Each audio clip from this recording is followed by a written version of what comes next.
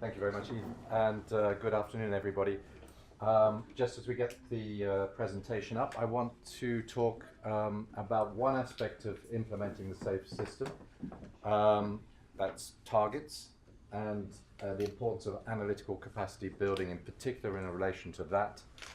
But if I had an hour to talk, I could talk about a lot of other areas where analytical capacity building is extremely important, both inside the academic community and also in government agencies that are part of the interface to policy making. And the remarks I'll make are based on the work that we published last year on implementation of the SAFE system called Achieving Zero Road Deaths and Serious Injuries. That work was done with the support of several of the people in this room and with experts from most of our 59 member countries, and also particularly Alex, who's here in the room, and Dominique Fepel, who's not here in the room but led the work. So there was a series of recommendations of which we brought to policymakers' attention on how to implement, how we think, or how this collective group of people think is where the emphasis should go in implementing the SAFE system. We also wanted to look at evidence for progress that was being made. Targets was one of them, taking the Vision Zero, sustainable safety, and so on, and in the short term, supporting that with very operational targets, backed up based on evidence and backed up with an analysis of the investments that were being planned to try and meet those short-term targets. So hence the bottom recommendation, you have to support the efforts with effective data analysis and research. So quick word on the targets that we have. We support in the publication the UN Zero Vision that was adopted in 2015 as a very commendable, and there is no alternative target really from a moral standpoint. However, the target that was adopted under the SDGs is not going to be met. I think we knew that when it was adopted.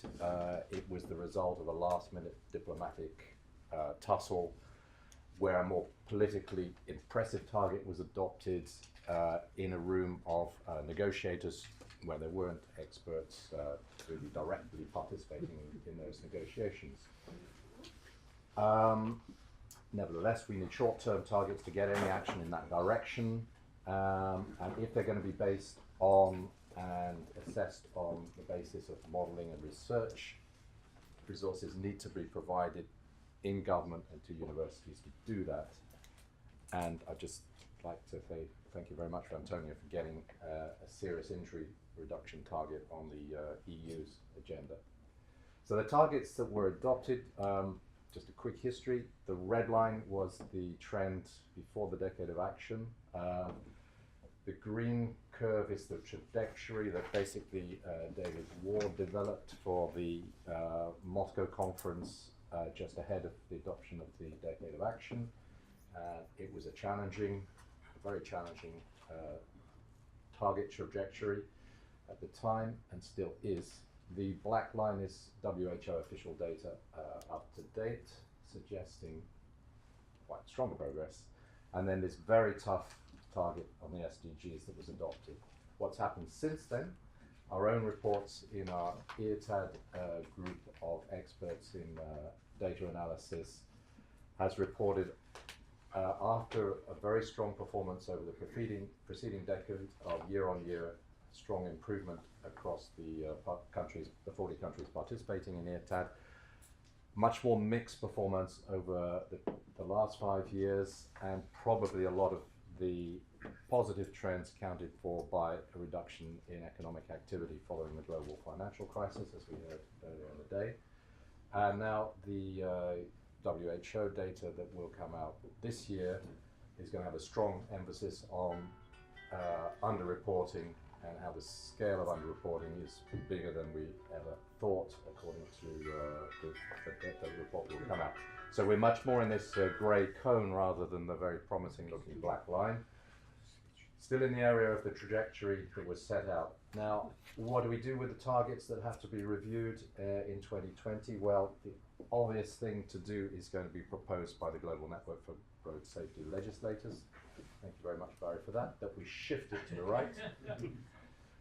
And the beauty of what the Global Network is proposing is we keep the same target, so there's no confusion. But we started at a much more realistic point, which is the point of review, and that actually falls pretty much on the green trajectory. So that makes a lot of sense, and it will be something that we'll be supporting in the International Transport Forum and the advice we put up to our ministers. Now, in terms of the analytical capacity for monitoring and setting the operational targets, the ones that are not so visionary, but trying to get progress in the shorter term, I think the gold standard is very much what they do in the Netherlands, in SWAV, where each time they have a legislative duty, each time the ministry puts out a new program or a new statement on road safety policy, the Dutch put quantified indicators of what they expect to achieve. The duty of SWAV is to review it to see if it adds up, if the kind of measures that are actually getting funded under the measures announced will allow them to deliver the scale of the reductions in deaths and serious injuries that are hoped for. And where they find a gap, to look at other measures, complementary measures that might deliver the kind of scale of improvements that would get there to give an impetus to adopting additional measures. Now, of course, that makes SWAB very unpopular with the Minister of Transport, because usually their job is to put up a red flag and say, you're not going to achieve what you're saying. So it might not be a model that can be easily adapted tomorrow across all countries, but when you get windows of opportunity where there's a lot of attention on it, I think it is where we would hope that agencies in all our countries would end up. But nevertheless, you need the capacity for doing this kind of work. Many countries have it to a greater or lesser degree. I mean, the UK's policies are usually based on that kind of analysis of what scale of ambition is being set. The Prime Minister here in Paris is at the moment making a very strong push to reduce speed limits on non-segregated national routes down from 90 kilometers an hour to 80, and expects to achieve 350 saved lives a year once that's implemented. Now, the French people in the room can tell me whether that's based on how strong the analysis on which those figures are based. They won't be assessed until 2020, but nevertheless, this is the kind of quantified measure that I think is the way to go for getting real progress in these areas. And France has shown how that kind of determination can really bring down casualties in an environment that was supposed to be awfully Latin and incapable of achieving that kind of change in the past. So what we do practically to try and support that capacity building is there was an OECD report back in the early 80s saying that what was really missing for the governments was some kind of network where the agencies working on road safety data could share experience, benchmark performance, and work together to improve methodologies and the kind of key performance indicators they could generate with some degree of confidence. Dinesh has told us everything we do is very uncertain, but this group works to try and make sure that the data that they're reporting is as good as we can get it, and keeping some fairly simple indicators that can be used internationally. So it's called ITAD, the International Traffic Safety Data and Analysis Group. Not all of our member countries are in it. 40 of them are out of 59, and some of those 40 are actually not in the ITF. It works with a voluntary subscription process where the countries pay a small fee to make the work possible, because when the OECD set this up, there was no funding to do it in a centrally driven fashion, so it still carries on with these small financial contributions from the participating agencies. It's working with countries outside of the membership continuously to grow its membership and to support agencies in countries even where there is no intention to join. The most successful initiative there has been in Latin America, working with OECD, the Ibero-American Road Safety Observatory. And we now set up an IATAD Latin America and the Caribbean database, structured exactly the same way with a subset of the key performance indicators we use for the main database. That was set up on the back of a very successful twinning program between one of our members in Spain and Argentina, where the Interior Ministry in Spain put very significant resources into a cooperation program before the financial crisis. And on the back of that success, OECD was set up, and then the World Bank came in and supported the cooperation. And now we have a model that we hope to replicate, working closely with the World Bank in a number of other regions, while hopefully creating coverage across Africa and Asia in due course.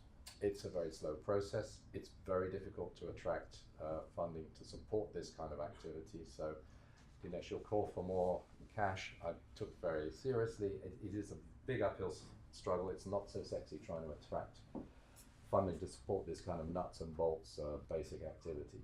So if anybody has good ideas as to how to increase the appeal of that, then do talk to me. The group does research into improving the methodologies of how they put together indicators and how they understand the problem. We've discussed alcohol a bit in the very first presentation this morning. There's massive differences between the countries, and trying to get a grip on understanding, what accounts for those differences is important if you're going to then try and say something coherent to a whole bunch of countries. That publication's on the web. I won't go through any kind of detail there. Other twinnings we have done on a shoestring between the Netherlands and Cambodia with a very small grant from the FIA Foundation. We hope we'll get World Bank support to keep that going over the next few years. And in Jamaica with the UK, basically free labour from TRL and from DFT, no explicit funding for that. So it's all done in a very ad hoc kind of do it any way we can kind of basis, but it makes a difference. We do control the quality of the data that's in our database. The latest was a review mission in Chile last October, and we have a couple of other countries being reviewed this year, where again people from the network go to each other's countries and check out what they're doing and try and find where there might be holes and problems. That was some detail on OECD. The FIA is also coming in and supporting work with IATAD and OECD. Notably, a benchmarking activity last year reviewing benchmarking indicators, what could be done with the data available in 11 countries, inspired by the Sunflower project in the EU. And the last part in the process is bringing it to the attention of ministers, and there's Fred Begman, who's the chair of the IATAD group, discussing the results with ministers from 3 countries last year, and that's the essential last part, getting it to the ministers. And in the next phase is working with Africa to try and set up with the World Bank observatories there. And the other part in touching ministers is our own annual ministerial summit, which is held the 3rd week of May every year in Leipzig. And this year, for the first time, we'll be on safety. It will be on safety and security, which I think is significant because in previous years, whenever we've put up safety as the subject for the ministerial, it's been something that's kind of, we like to talk about that maybe once a week, but not on a Sunday maybe in the pulpit, but not for the rest of the week. So now it's become central, hardcore. So quite a few of you will be there, and others, I encourage you to look and register and join us in Leipzig, where we'll have a research day and a lot of panels with ministers to discuss road safety. I hope I stayed in the time. Yeah, perfectly. Thank you very much.